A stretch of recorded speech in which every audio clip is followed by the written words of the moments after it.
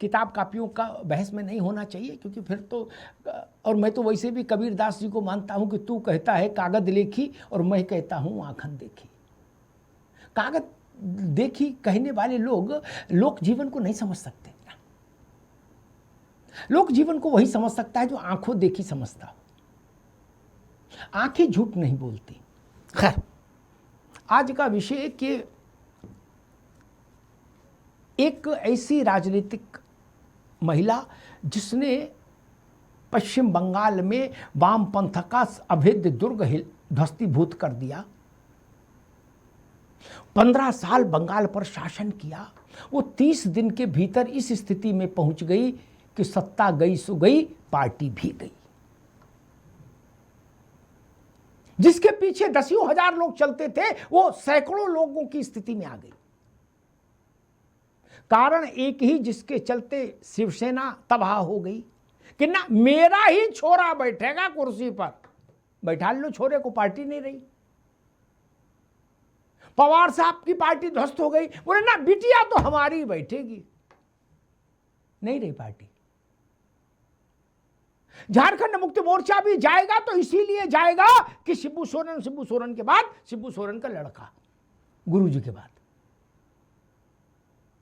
मैं और तमाम उदाहरण दे सकता हूं, सब लोग समझ भी रहे हैं कि मैं कितने उदाहरण दे सकता हूं। जिस पार्टी में विवेक जी हैं, उस पार्टी के हजारों लोग इस बात को मानते हैं कि अगर नेतृत्व में परिवर्तन किया होता सोनिया जी ने और बेटे की जगह बिटिया को आगे किया होता तो शायद स्थिति दूसरी होती। लेकिन सोनिया जी ने कहा ना, मेरी पार्टी, मेरा घर, मेरा बेटा, मेरी मर्जी, मैं चाहे ये करूं, मैं चाहे वो करूं, मेरी मर्जी। और यही ममता जी ने गाया कि मैं चाहे ये करूं, मैं चाहे वो करूं, मेरी मर्जी। अभिषेक ही चलेगा, चला लो अभिषेक को। अब कहां चलाओगे? मैं कहता हूं रौला चौला रहेगा तो भतीजा भी कहीं सेट हो जाएगा आगे पीछे। जब बत्ती ही गुल हो जाएगी फिर भतीजे को लेके क्या करोगे, ये बताओ। और मुझे नहीं पता कि अभिषेक बनर्जी कब तक बाहर रहेंगे। हक साहब शायद वहां बंगाल में है, वो बेहतर जान रहे होंगे कि हो सकता है 2, 4, 5, 10 दिन में ये अंदर ही चले जाएं।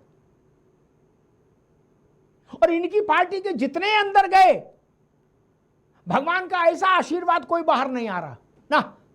गलत तो नहीं कह रहा? और ये भी चले गए तब क्या होगा विवेक जी? इसलिए तरफदारी करने से पहले धीरे चलना। और एक बात कहूं, बंगाल का मन समझिए। बंगाल के मन में 2 विशेषताएं हैं हक साहब, जो मैं समझ पाता हूं। पहली विशेषता, बंगाल जिसको कुर्सी पर बैठाता है उसको लंबे समय का अभयदान देता। कहता 2, 4, 5 बार तो आओ।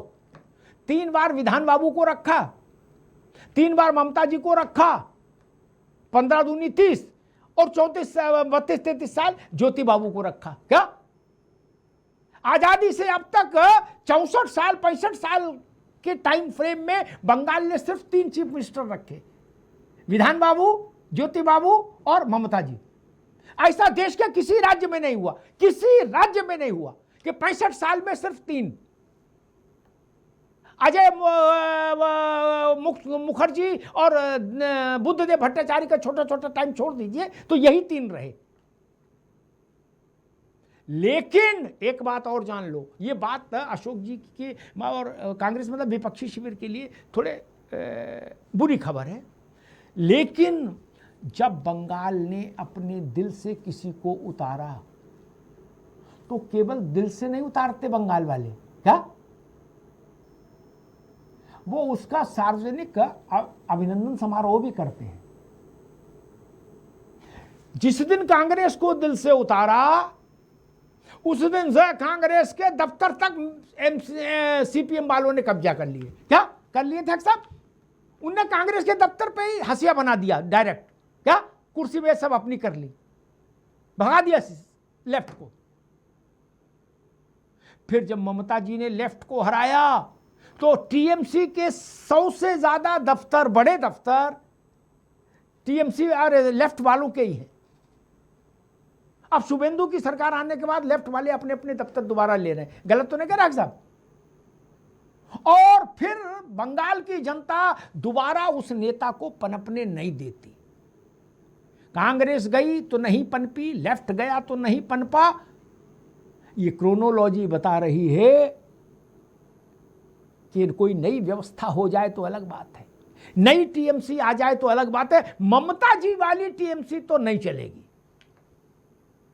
नई टीएमसी आ जाए तो चल जाएगी, ममता जी की टीएमसी नहीं चलेगी, क्योंकि बंगाल का इतिहास बताता है मन भर के शासन करने देता है बंगाल। बंगाल का व्यक्ति इतना उदार है, कहता नहीं यार 2-3 बार तो कम से कम काम करने दो, देखें।